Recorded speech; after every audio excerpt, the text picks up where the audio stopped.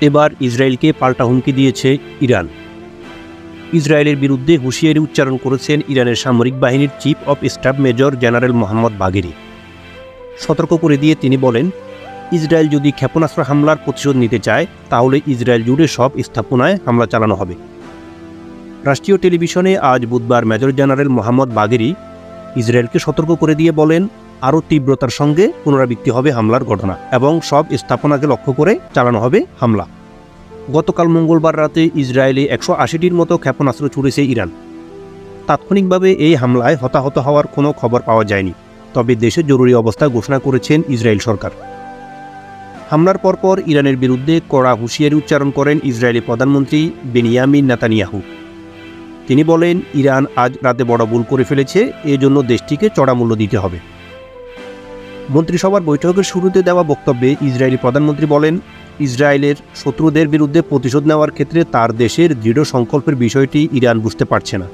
Benjamin নেতানিয়াহুর এমন কড়া হুঁশিয়ারির পর ইরানের পক্ষ থেকে পাল্টা হুমকি দিলেন দেশটির chief of staff major general Mohammad বাগেরি। ইরানের প্রেসিডেন্ট মাসুদ পেজেশকিয়ান হামলার পক্ষে যুক্তি দেখিয়ে বলেছেন, ইরানের নাগরিক ও স্বার্থরক্ষা থেকে এটি একটি অবধারিত প্রতিক্রিয়া ছিল। এদিকে মধ্যপ্রাচ্য পরিস্থিতি নিয়ে জরুরি বৈঠকে বসেছে জাতিসংঘের নিরাপত্তা পরিষদ। ইসরায়েলে ইরানের ক্ষেপণাস্ত্র হামলার পর মধ্যপ্রাচ্য পরিস্থিতি নিয়ে জাতিসংঘের এই নিরাপত্তা পরিষদের বৈঠকটি ডাকা হয় বুধবার সকাল 10টার দিকে। নিরাপত্তা পরিষদকে লেখা চিঠিতে জাতিসংঘে নিযুক্ত ইসরায়েলের রাষ্ট্রদূত ড্যানি ড্যানন অভিযোগ করেন, তার দেশকে ধ্বংস করার চেষ্টা করছে ইরান।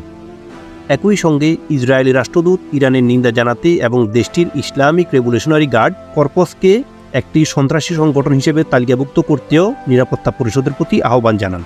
ইরানের পক্ষ থেকে বলা হয়েছে, ফিলিস্তিনের গাজা ও লেবাননে ইসরায়েলি হত্যাযজ্ঞের প্রতিশোধ এবং হামাস, হিজবুল্লাহ ও আইআরজিসির নেতাদের গুপ্ত হত্যার জবাবে তারা ইসরায়েলের ক্ষেপণাস্ত্র হামলা চালিয়েছে।